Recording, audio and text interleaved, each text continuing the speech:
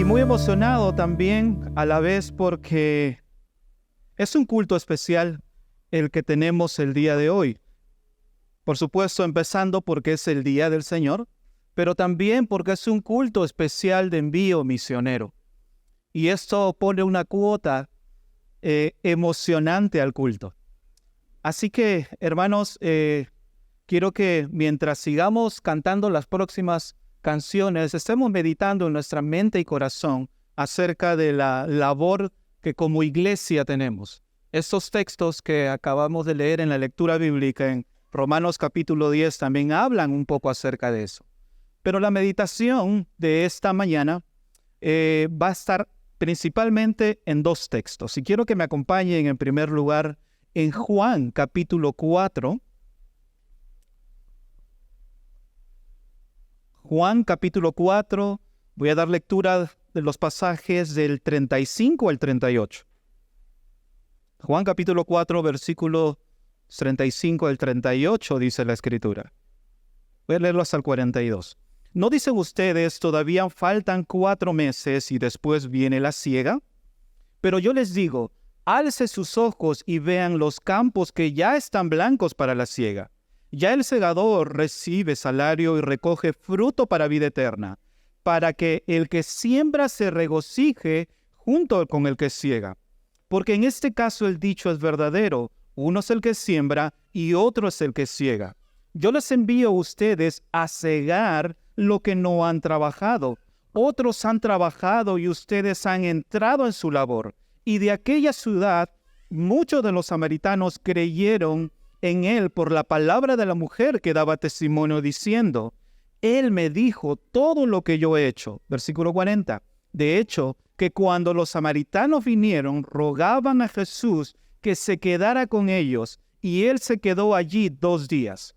Muchos más creyeron por su palabra y decían a la mujer, ya no creemos por lo que tú has hecho, porque nosotros mismos le hemos oído y sabemos que este es en verdad el Salvador del mundo. También acompáñenme a Mateo capítulo 9, versículos 35 y 38. Mateo 9, versículos 35 y 38 dice la Escritura. Jesús recorría todas las ciudades y aldeas, enseñando en las sinagogas de ellos, proclamando el evangelio del reino y sanando toda enfermedad y toda dolencia. Y viendo las multitudes, tuvo compasión de ellas porque estaban angustiadas y abatidas como ovejas que no tienen pastor. Entonces dijo a sus discípulos, la cosecha es mucha, pero los obreros pocos. Por tanto, pidan al Señor de la cosecha que envíe obreros a su cosecha. Vamos en oración al Señor. Padre, estamos en esta mañana delante de tu presencia con el propósito, bendito Dios, de escuchar tu palabra. Reconocemos nuestra necesidad e incapacidad, Señor, de que algo bueno pueda obrar en nosotros. Por esa razón es que necesitamos que tú intervengas a través de tu Santo Espíritu, que sea aquel que abra nuestra mente y corazón para comprender tu palabra. Oh Señor, reconozco también las limitaciones del predicador y te pido, Señor, que aún a pesar de mis limitaciones puedas usarlas para la gloria tuya, bendito Padre. Señor, prepáranos para recibir lo que tú tienes para nosotros esta mañana. Y te lo pedimos, Señor, en el nombre de Jesús. Amén. Hermanos, quiero invitarles y animarles a que por un momento nos imaginemos que estamos náufragos en el mar, con una sed intensa, y la única visión que tenemos a nuestro alrededor es precisamente aquello que necesitamos. Yo sé que ahora está haciendo mucho calor y quizás podamos comprender mejor esto, pero paradójicamente es lo que menos debemos beber. Ya que aunque tomemos litros tras litros, esta nunca saciará nuestra sed, porque es agua de mar. De manera similar, es lo que sucede en la naturaleza humana, porque esta es insaciable. Justo cuando creemos haber satisfecho una necesidad, surge otra tras otra, sin que sintamos que completamente hayamos satisfecho aquello que tanto necesitábamos, que tanto anhelábamos. Ahora bien, el mensaje de esta mañana está enfocado en los textos que leí hace un momento, Juan capítulo 4, versículos 35 y 38, y Mateo capítulo 9, versículos 35 al 38. Y el tema que tenemos en esta mañana por delante es: los campos están listos para la cosecha.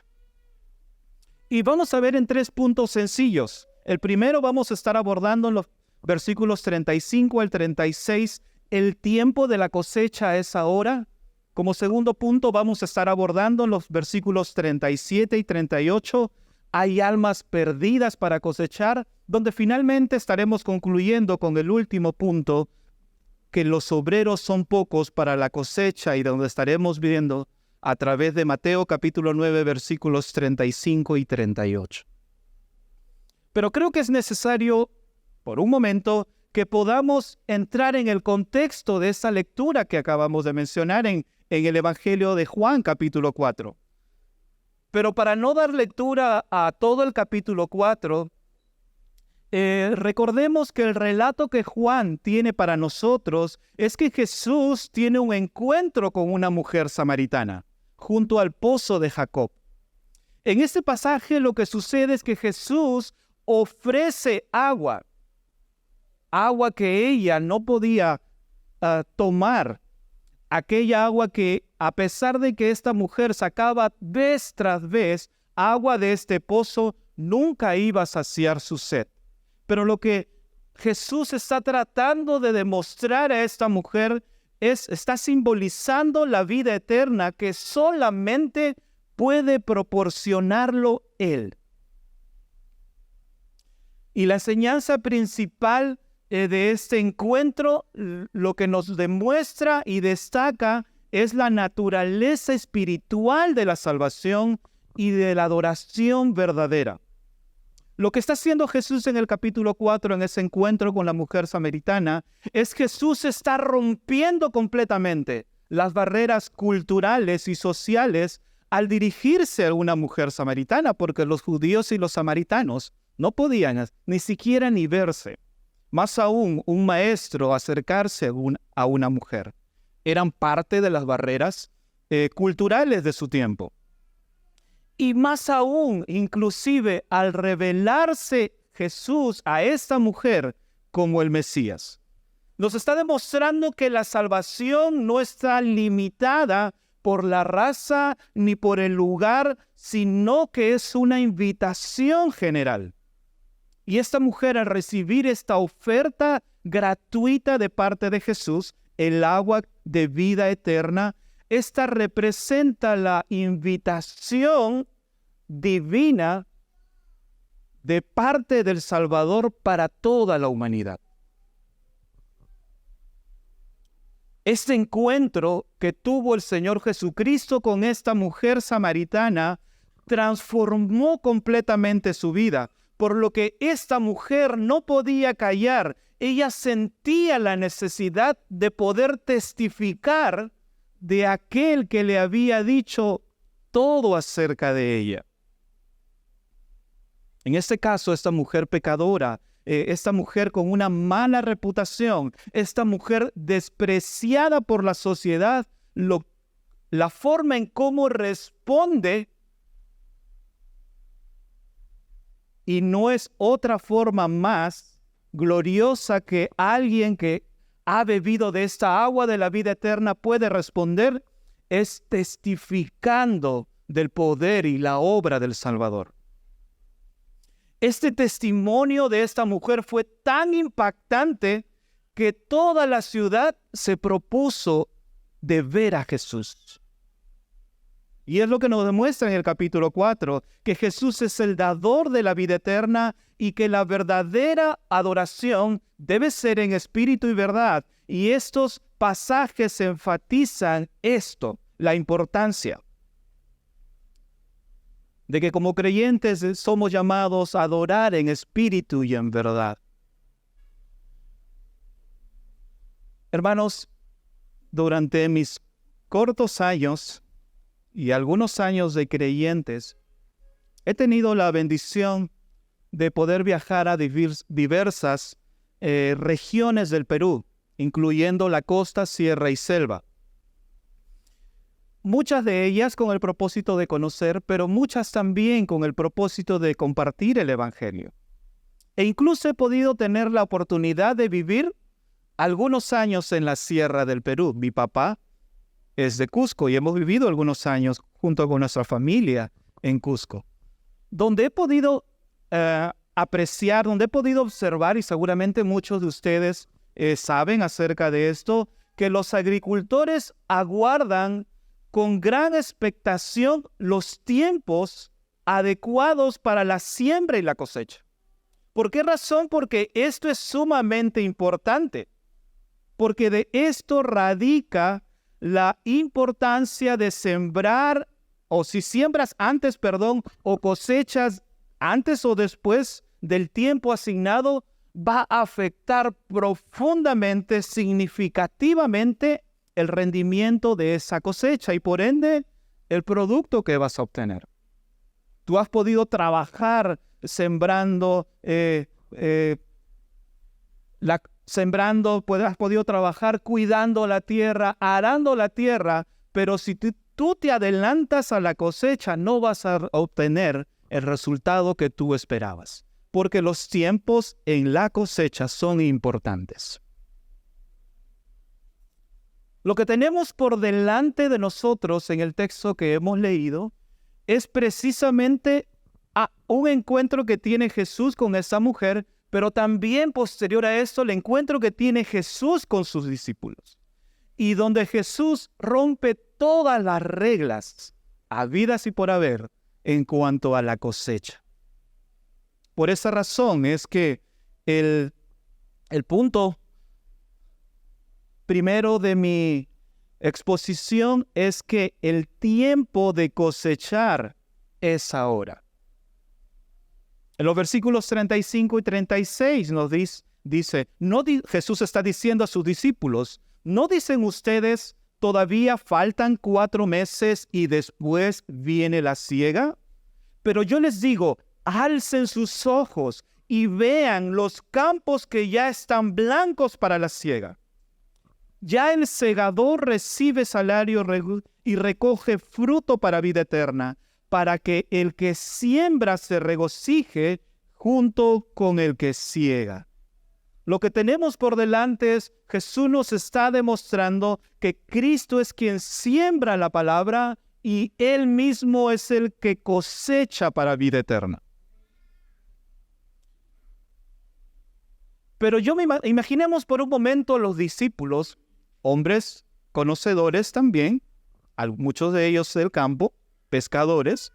Los discípulos decían esto, ¿no? Un poco entrando en el contexto de estos tiempos en cuanto a la cosecha, la siega y estos periodos en esta región, la siega se hacía en abril o aproximadamente a principios de mayo. En ese momento que Jesús está con sus discípulos, era diciembre o principios de enero tal vez. Y por lo tanto, aún faltaban 4 meses para la cosecha. Los judíos tenían como tradición agrícola dividir el año en 6 partes. Cada una de ellas duraba 2 meses. La primera era la siembra, el invierno, primavera, cosecha, verano y calor extremo. Entonces, estas eran la manera en cómo los judíos dividían el año agrícola. Pero es interesante, muy interesante lo que el Señor Jesucristo les está diciendo a sus discípulos. Algunos mencionan que Jesús está citando un dicho popular de Israel que significa: ya no hay necesidad de seguir esperando. Ya todo está listo. Y es aparentemente lo que está diciendo en el versículo 36. versículo 35, perdón. ¿No dicen ustedes todavía faltan 4 meses y después viene la siega? Pero yo les digo, alcen sus ojos y vean, los campos ya están blancos para la siega. Y los discípulos, sorprendidos por esto, pues están un poco, tal vez, dudando, tal vez con muchas incógnitas, con muchas preguntas, al ver que es diciembre o enero, pero todavía faltan 4 meses para la cosecha. Pero Jesús les está diciendo, miren ustedes, ¿no están viendo? Los campos ya están listos para la cosecha. Ya no hay necesidad de seguir esperando, ya todo está listo. Y es interesante que inclusive después de la siembra, ellos tenían que esperar 4 meses para la cosecha, la cual caracterizaba los campos blancos y esta anunciaba que estaban listos para la siega. Jesús está desafiando todo eso como el Dios verdadero que va en contra aún de las estaciones del año, y Él les está diciendo, alcen sus ojos. Discípulos, alcen sus ojos, vean, los campos ya están listos porque ya están blancos para la siega. Esto les mencionó después del encuentro que tuvo con esta mujer, la mujer samaritana. ¿Qué hizo la mujer? Anunció a todo el pueblo lo que Jesús había hecho. Lo que los discípulos no habían hecho, Jesús lo hizo. Y lo que los discípulos no habían hecho, ¿quién lo estaba haciendo? Esta mujer. Esta mujer estaba proclamando a Jesús. Esta mujer estaba predicando lo que este hombre que se presentó ante ella como el Mesías le había dicho, todo lo que ella había vivido. Y no solamente eso, sino que también le había ofrecido un agua de la vida eterna. Jesús está diciéndole a sus discípulos, miren, ya no hay más nada que esperar. Ya todo está listo para proclamar el reino de Dios en esta tierra.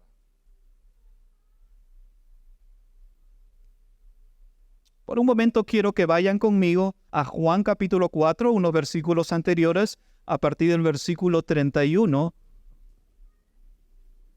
que dice, Jesús, mientras tanto los discípulos le rogaban, Rabí, come. Pero él les dijo, yo no tengo para comer una comida que ustedes no saben. Entonces los discípulos le decían entre sí, ¿le habrá traído a alguien de comer? Jesús le respondió, mi comida es hacer la voluntad del Padre que me envió y llevar a cabo su obra. ¿No dicen ustedes, todavía faltan 4 meses y después viene la siega? Pero yo les digo, alcen sus ojos y vean que los campos ya están blancos para la siega. No esperen 4 meses más, ya todo está listo. Posiblemente como iglesia, por los desafíos que tenemos en este momento, ustedes pueden apreciar que es claro que necesitamos un espacio más grande para la iglesia, quizás más cómodo, quizás con aire acondicionado, no lo sé. Y podemos seguramente preguntarnos, al igual que los discípulos, mejor, pastor, hay que esperarnos unos mesecitos más mientras Dios nos provee un nuevo espacio para la iglesia. Y ya después de eso podemos ir pensando en poder comisionar a alguien para enviarlos a que hagan la obra. No, pero mejor hay que esperar un tiempo más mientras seamos más personas, recién podemos pensar en plantar una nueva iglesia. Pero lo que tenemos por delante, hermanos, de nosotros, es un desafío de parte del Señor, que el Señor nos está diciendo, iglesia, no esperes más, alcen sus ojos y vean que los campos están listos para la cosecha porque ya están blancos para la cosecha.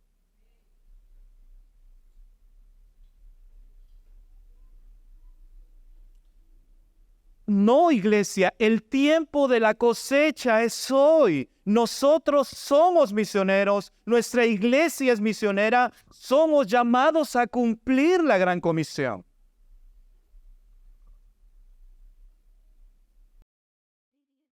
¿Qué sucede con los agricultores que no cosechan en el tiempo apropiado? Pierden la cosecha. Iglesia, cosechemos hoy o perdamos la cosecha.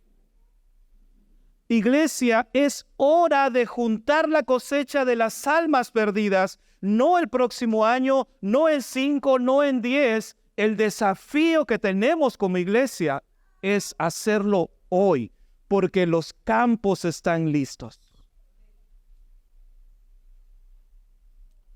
Por supuesto, este reto es más grande que nosotros mismos. Las misiones, la plantación de iglesia, no son establecidos por esfuerzos humanos o financieros, que son de ayuda, por supuesto. La obra de las misiones y la plantación de iglesias es una obra espiritual. Hermanos, si nosotros no clamamos al Señor para que Él bendiga su obra, para que Él siga trabajando en las mentes y corazones de las personas que están escuchando su palabra, hermanos, el tiempo de la cosecha es hoy.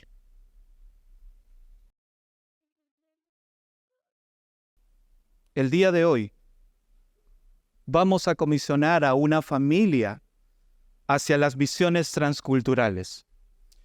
Pero también unos meses más se formalizará la plantación de una nueva iglesia en Villa María. ¿Qué reto tenemos por delante, mis hermanos? ¿Qué gran reto tenemos por delante? Pero confiemos que los campos están listos. Nuestro Señor ha preparado el campo. Los campos están blancos. No tenemos que sembrar. Otros han venido trabajando para eso. Y si nosotros estamos aquí presentes en esta mañana todavía, es porque precisamente alguien obedeció y vio que los campos ya estaban blancos para la cosecha. ¿Y qué hizo? Nos predicó el Evangelio.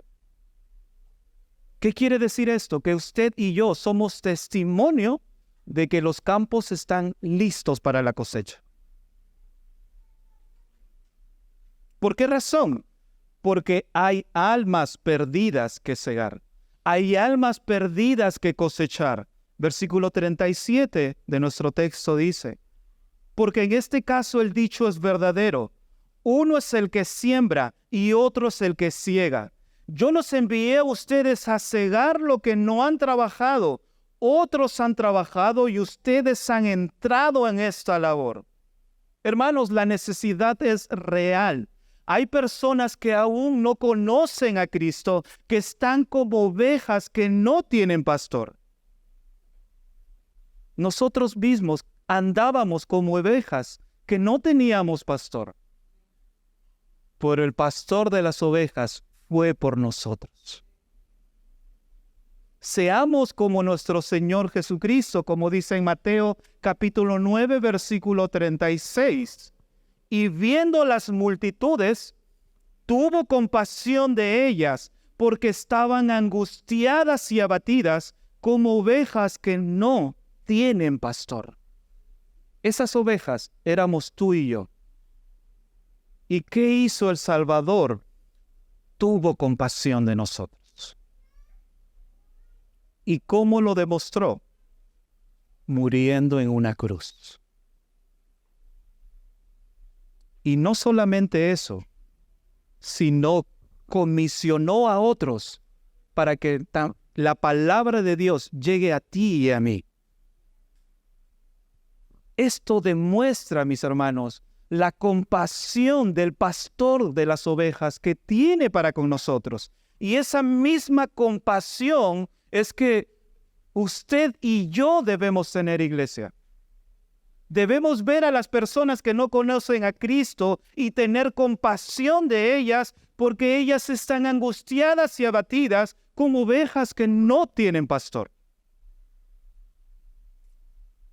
Jesús vio las multitudes perdidas, Él se compadeció de ellas, Él vio que eran ovejas sin pastor y dijo: la mies es mucha. Iglesia, ¿cómo responderemos hoy? Qué bueno es que tengamos esta vista panorámica para que podamos ver que la mies es mucha.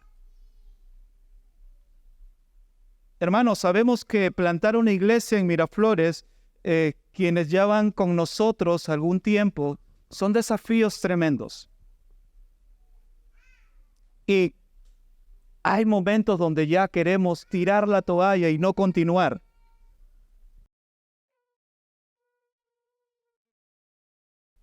Pero mis hermanos, usted y yo somos testigos de que los campos están blancos para la cosecha.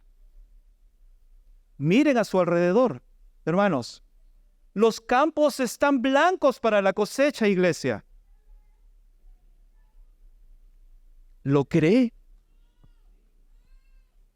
¿O estaremos como los discípulos? No, pero ustedes todavía ven que todavía falta 4 meses para la cosecha. Todavía falta 1 año, 5, 10 tal vez para la cosecha.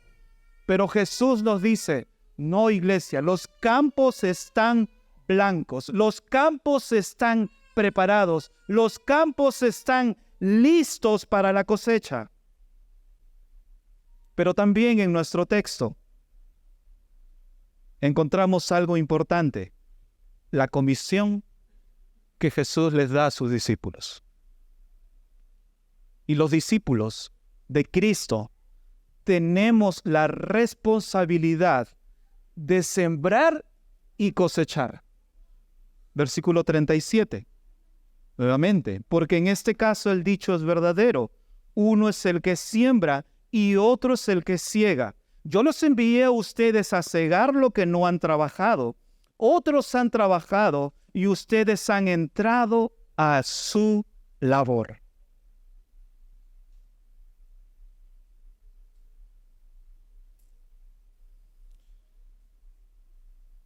¿Hay algún lugar, algún espacio para decir no, yo no tengo excusa? Iglesia, no tenemos excusa. El propio Señor Jesucristo ha comisionado a su iglesia para cumplir la gran comisión. Recordemos las palabras de nuestro Salvador antes de ascender a los cielos en este famoso pasaje, Mateo capítulo 28, donde Jesús comisiona a sus discípulos a hacer la obra. Versículo 18. Acercándose Jesús le dijo: toda autoridad me ha sido dada en el cielo y en la tierra.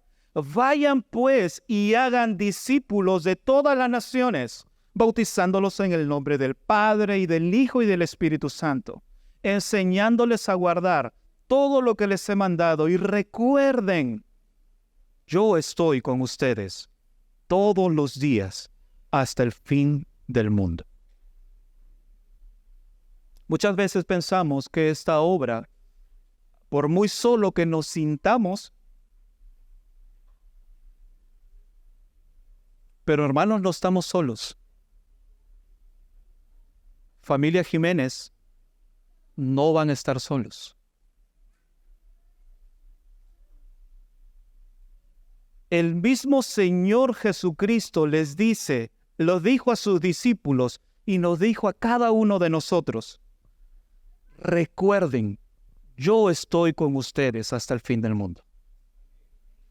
Mis hermanos, esto es esperanzador para nosotros. Esto tiene que causarnos gozo, porque nuestro mismo Salvador ha prometido que caminará con nosotros hasta que Él venga por segunda vez. Y por supuesto, iglesia, también con nosotros. Estamos preocupados por un nuevo lugar, no solamente un nuevo lugar para aquí, para Miraflores, sino para Villa María también, que el lugar donde la iglesia se está reuniendo allá ha quedado pequeño. Entonces, siempre que cuando conversamos con los pastores y los líderes de la iglesia, siempre decimos, tenemos un buen problema.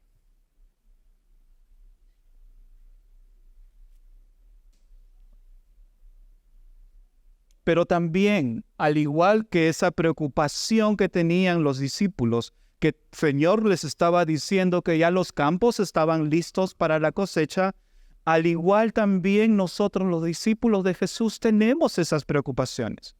Ahora, seguramente, la iglesia estará pensando, uy, ahora se va un pastor más.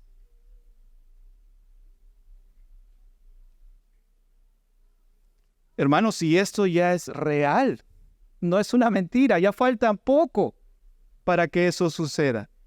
Y las preocupaciones seguramente van a inundarnos, no solamente a ellos como familia que van a ir y ser enviados a hacer la obra misionera, sino también nosotros. Ahora, ¿qué vamos a hacer?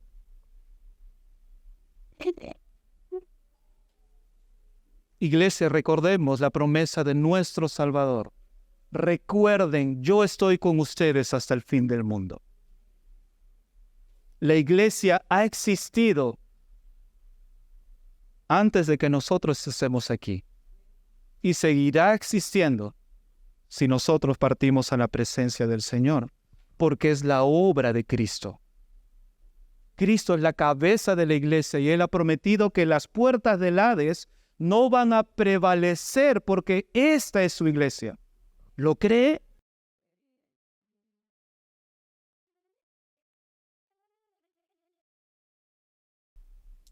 Y los discípulos preocupados, seguramente diciendo, uy, y ahora no estamos preparados para la cosecha.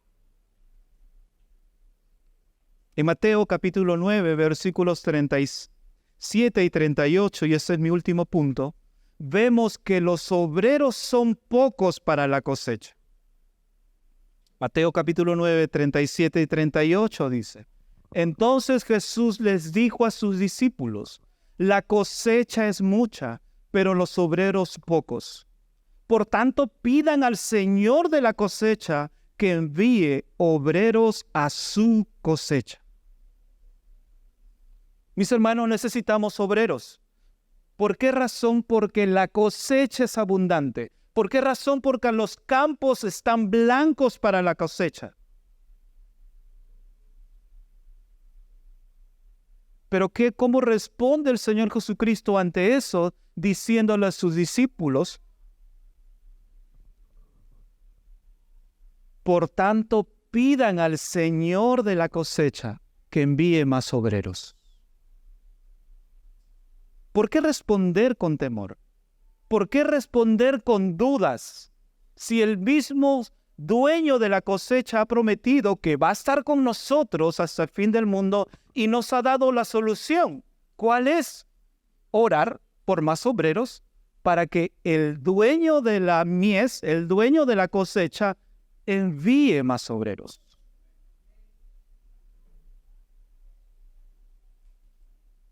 Oremos para que de nuestra iglesia puedan levantarse hombres y mujeres dispuestos a obedecer la voz de Dios y ser conscientes de que los campos están blancos. Hermanos, necesitamos obreros. Oremos al dueño de la cosecha. Cuando el profeta Isaías escuchó la voz del Señor, quien buscaba a quien enviar para proclamar el mensaje, su respuesta fue en Isaías 6:8. Y oí la voz del Señor que decía, ¿a quién enviaré? ¿Y quién irá por nosotros? E Isaías respondió, aquí estoy, envíame a mí, le respondí.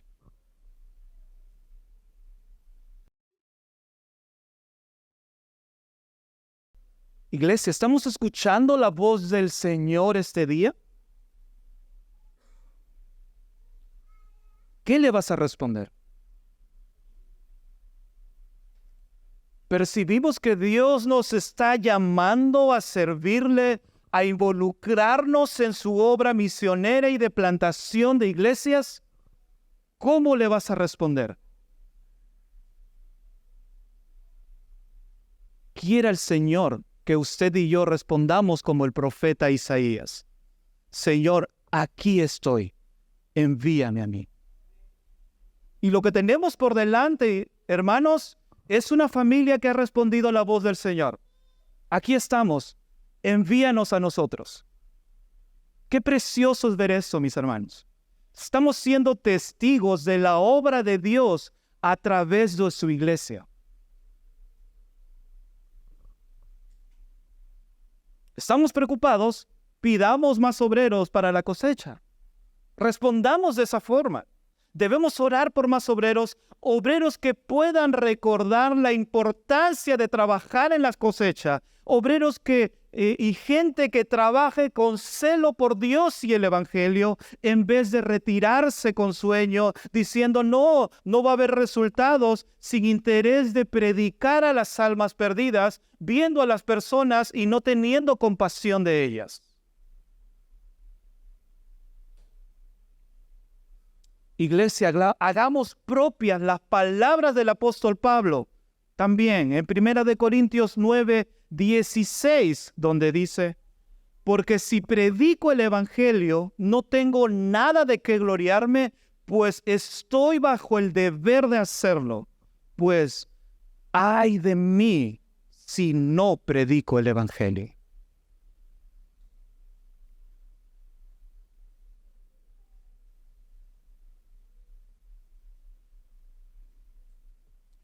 Quiere el Señor que hoy esté llamando a hombres y mujeres de esta iglesia, no de otra iglesia, sino de esta iglesia local, a que se levanten en fe y digan, Señor, aquí estoy, envíame a mí.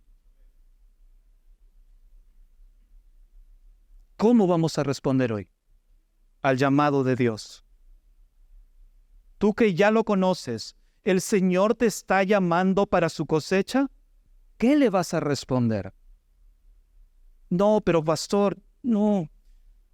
La verdad es que no tengo tiempo. Quizás será cuando ya termine mis estudios o cuando ya mis hijos estén más grandes y cuando ya termine de hacer otras actividades. En ese tiempo, ya, ahora sí estoy preparado para poder responder a tu llamado. Pero el Señor nos dice, iglesia, levanten sus ojos, los campos están blancos.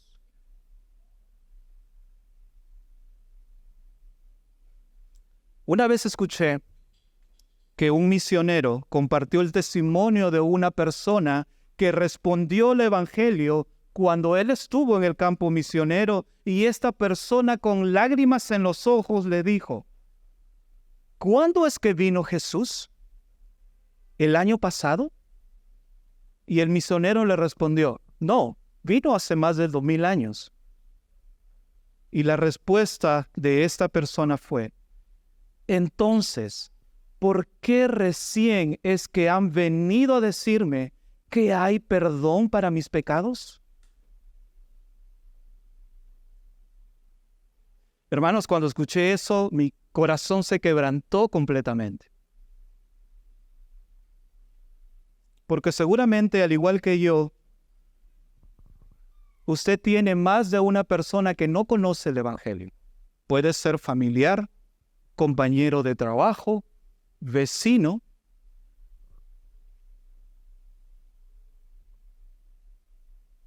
Que está así como esta persona.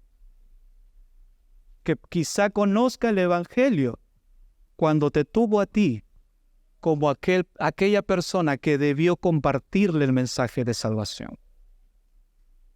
Y uno se sorprende, wow, gloria a Dios, qué bueno que haya respondido. ¿Por qué respondió? Porque los campos estaban blancos. Pero otro fue obediente a compartirle el evangelio.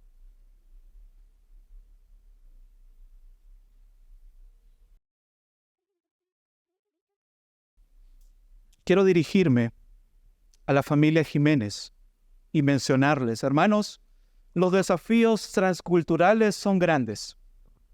Los temores, las preocupaciones que sobrevienen para ustedes en este tiempo son grandes. pero que esto no sea impedimento para confiar en el Señor, ya que Él está usando sus esfuerzos, su fidelidad, la dedicación que su familia ha dado por esta última década a la iglesia en Perú. Y solamente quiero invitarles a que ustedes miren a su alrededor. Hermanos, este es el fruto de su fidelidad al Señor. Y es ese mismo Señor que los va a acompañar, mis hermanos. Es el mismo Señor que por los últimos 10 años ha sido fiel con ustedes. Es ese mismo Señor que continuará siendo fiel. Gloria a Dios por permitirnos ser instrumentos útiles en sus manos.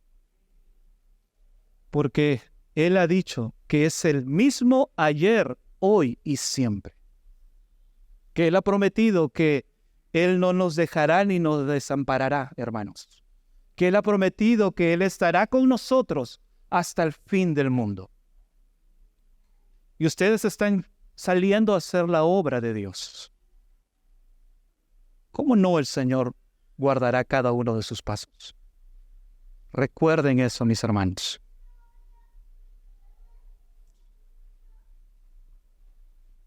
Vean el ejemplo de William Carey, un misionero inglés que enfrentó carencias económicas desde joven. A pesar de todo eso, él aprendió griego del Nuevo Testamento, él convirtiéndose también en el oficio de zapatero con el propósito de sustentar a su familia. Vivió ellos una trágica muerte de su hija de 2 años. Ellos enfrentaron la enfermedad de su esposa, pero aún a pesar de eso, él fue motivado a seguir aprendiendo hebreo, latín, y se convirtió en predicador bautista, alimentando su creciente deseo también de las misiones transculturales. ¿Y qué sucedía con este hombre? Él estaba consternado por la falta de interés misionero de la iglesia de su país. Y él dijo lo siguiente, en respuesta a esto, permítame citarle: las multitudes se sienten tranquilas y no se preocupan por la mayor parte de sus compañeros pecadores, quienes a este día se pierden en la ignorancia y la idolatría. Por esto fue motivado por este celo por los perdidos, fue motivado a poder fundar una sociedad misionera. 2 años más tarde, una familia se unió a él, una persona se unió a él y salieron al campo misionero de Birmania. Es donde aprendió bengalí a través de un experto. ¿Y qué hizo inmediatamente? A pesar de los desafíos, murió un hijo de 5 años, su esposa también estaba muy delicada de salud, pero esto no fue impedimento, hermanos, para que este hombre tradujera la Biblia en Birmania. Todos sus esfuerzos de muchos años, diccionarios, Biblias, traducciones, manuscritos, se quemaron. Trabajo de muchos años. ¿Qué pudo haber hecho este hombre? Retornar a su país y seguramente seguir siendo recordado por esa gran obra que había hecho. Pero ¿qué hizo él? No se detuvo. Dios respondió a través de la iglesia en los Estados Unidos, la iglesia de Europa y otros hermanos y empresas y personas se involucraron financieramente. ¿Y qué hicieron? Reanudaron el proyecto. Y no solamente ahora él, sino con otros expertos, empezaron a traducir. En los siguientes 28 años, tradujeron la Biblia en los principales lugares de la India y otras partes en otros 209 idiomas y dialectos.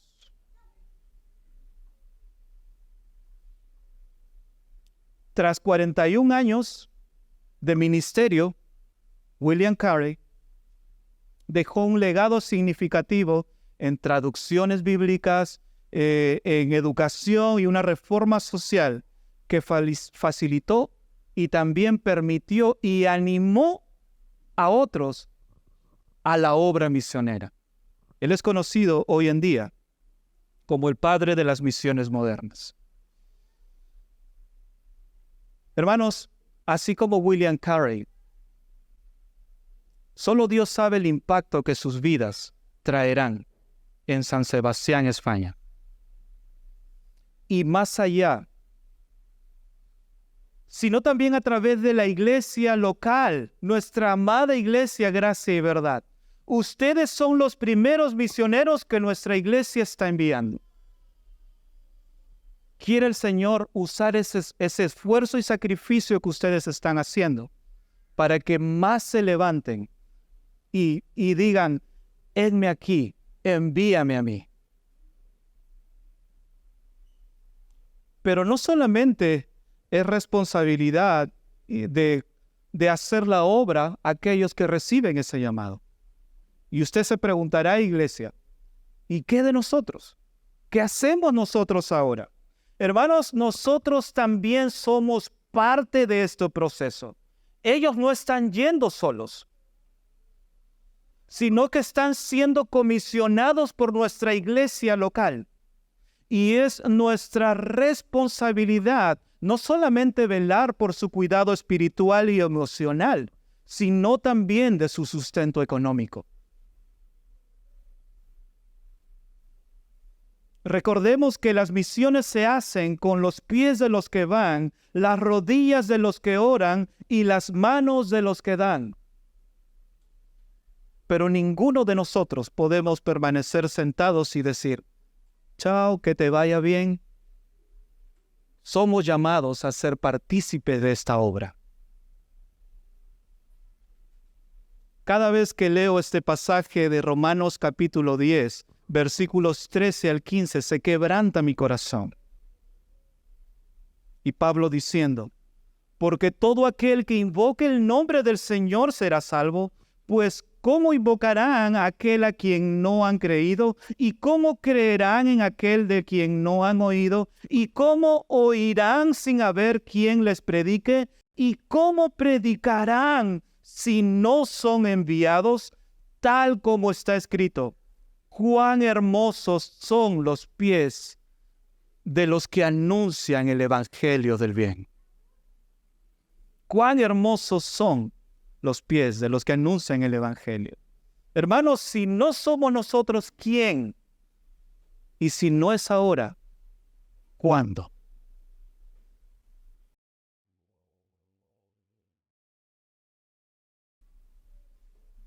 Padre, estamos este día delante de ti. Señor, con muchos temores tal vez, con muchas preocupaciones, con muchas preguntas. Oh Padre, perdónanos porque muchas veces no confiamos en ti. Aún a pesar de haber visto tu obra y tu mano sustentando cada uno de nuestras vidas y de nuestra iglesia local, seguimos dudando y perdónanos por eso, Señor.